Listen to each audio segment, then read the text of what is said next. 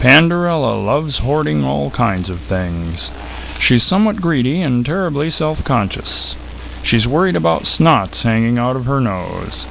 She's overly concerned with bladder control problems. She uses more toilet paper than a normal human should. One time the John wouldn't flush because of it. The plumber gave her a dirty look after fixing it. She was so nervous then that she began sniffing her armpits. Thankfully, she didn't have a case of nauseating body odor. Which brings us to the crux of this present literary creation. There are weird types of entities in the spirit world. Some of them keep funny-looking buttons in huge boxes. These are the ones who used to sew a lot when they were humans. Lots of them had been guys in the U.S. Navy once. They had also been moms and grandmas in other lifetimes. Pandarella knows lots of these folks in her spirit cluster. She shares a lot of neuroses with them, human and otherwise. They're trying to teach her to share all the buttons. Others need them in order to repair their shirts and blouses. Some of her psychic relatives are still in the U.S. Navy. Pandarella wants all the buttons for herself, the little pig.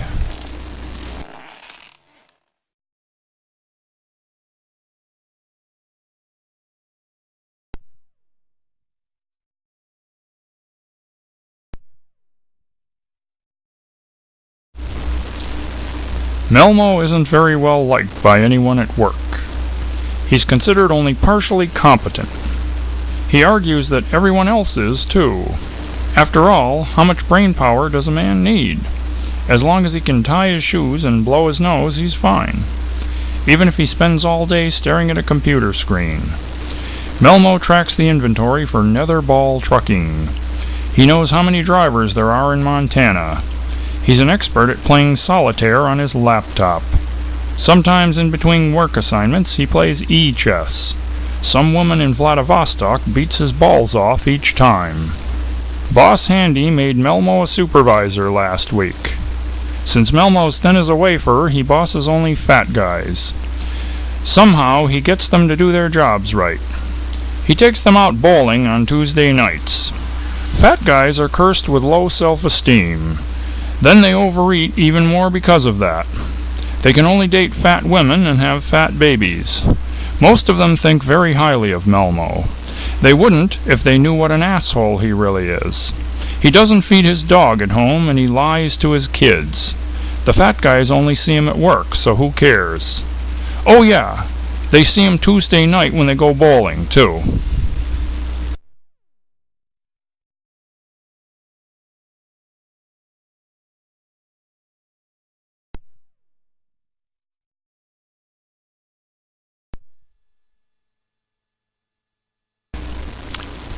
Virility rhymes with fertility. Unfortunately, it also rhymes with futility. Arnabatso Fabibi has lots of virility. He can lift stacks of dishes with only one hand. With his free hand, he can lift his weighty paycheck.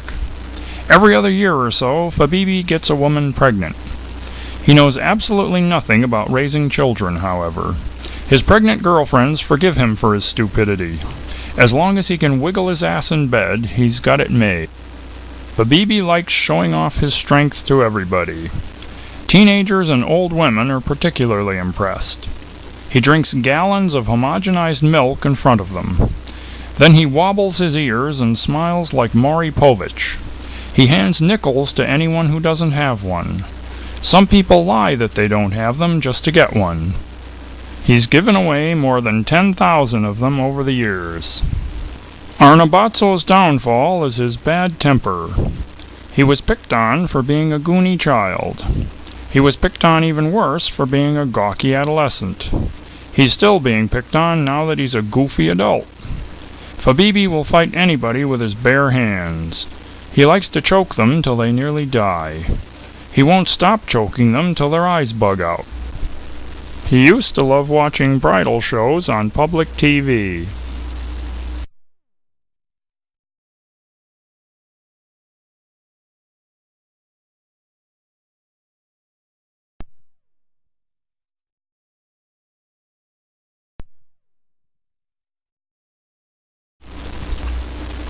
Brazen paints things the way he sees them. The world is in a minnow bucket of turmoil. Bombs fall in every major city at least twice a day. Shanghai folks and Londoners alike drink less tea now.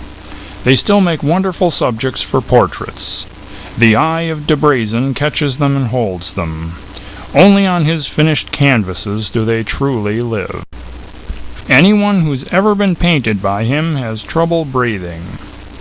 This is because of the psychic oils that enter their minds. De Brazen has to be careful to clean his brushes just so. After he uses them, they can pose a toxic threat to others. He pauses to take his mid-morning cigarette lull. At around 10:30 a.m. each day, he adheres to the same ritual. Thank goodness he doesn't boil blood sausage instead. Then the room would smell like so many pungent cigars. He's working on a still life of Margarita, wishing that she were nude. Not only that she were nude, but that someone would love her for it. And not only that someone would love her, but rather passionately. Miguel loves her, but not passionately enough for her lavish tastes. Margarita sits there stroking her breasts, longing for true love.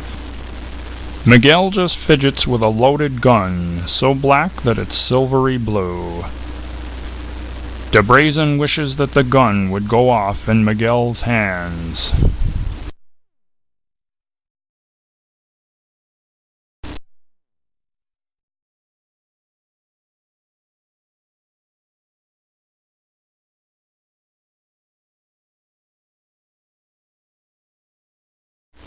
Harvey Plotter is studying to become a wizard. I believe the correct phrase is Witchfinder's Apprentice. He's learning the craft from Murphy Hoskins. Pretty soon he'll be on The Apprentice show with Donald T. Rump. Witch hunting today is a bit more complicated than it used to be. Back during the Middle Ages, witches were tougher to spot. Whenever you couldn't find one, you'd frame somebody for it. Young women who wore dresses and had long hair were easy targets. If they liked having sex, so much the better. Everybody likes having sex, even bank presidents. Harvey studies New Age witchcraftation over at Sacred Gem Academy. He's learning all about passing through conqueror wormholes.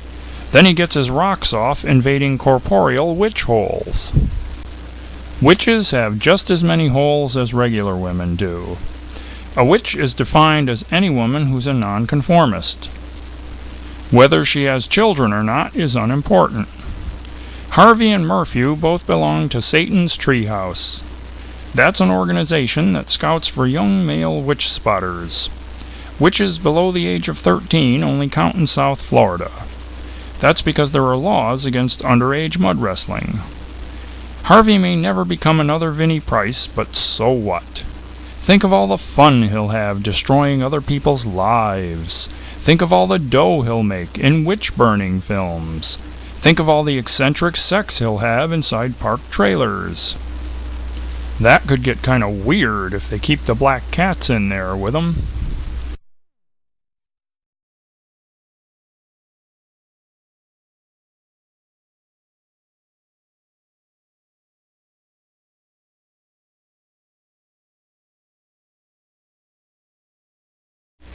It grows under your sink, stupid. That green stuff on the pipes there. Don't touch it with your hands, you simian. Don't scrape it off with a dull knife, either. Can't you do anything right, you misfit? First, you've got to analyze the problem. Bacteria loves the smell of shit. If your boss were microscopic, he'd be a bacterium. I can picture him now squirming around a toilet rim. Modern sinks aren't that much different. The scum slithers down the little hole up top. Banana strips, those teeny tiny white ones, filaments of leftover rotted cottage cheese, fruit pulp, and all kinds of other junk. Then the contaminants inside the faucet water join them. It becomes a non-hygienic, septic free-for-all. Even for itty-bitty skin cells and the germs that get on them, too.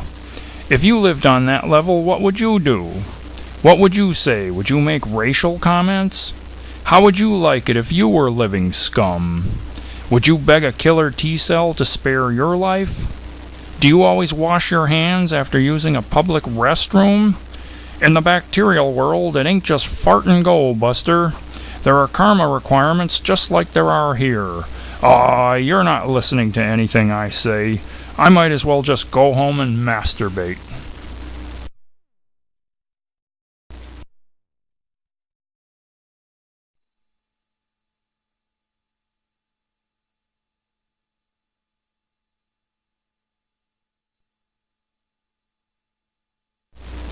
I did not say that I'd never do it again. You're not giving me the benefit of the doubt. Instead, you're giving me the doubt of the benefit. Look at it this way, Edgar. Let's be reasonable. You're a famous author, right? Bear with me now. I'm just a large black bird in one of your poems. Yes, you write decent poetry. Don't grovel. It isn't that, Eddie. It cuts much deeper, trust me. Have I ever lied to you before, or is that an unfair question? It's just that when you're a bird, things are, well, how shall I say, they're, flightier. You do understand, don't you? You're beginning to catch on. See, we're in Baltimore now. It's a great city. It's not like when you were in Boston in the old days. Arrogance, beans, and racism. That's what Boston's all about. And remember that movie with Barbara Stanwyck? They set that thing out in New York, didn't they? So hear me out, EA. I'm trying to make a point here. Someday folks in Baltimore are going to memorialize you. They'll name a sports team in honor of you. You just watch. Don't worry, I'm not going to crap on your lapel. But next time, get the quote right, will you? I said evermore. You know, evermore. Someday that's going to be part of a Led Zeppelin song.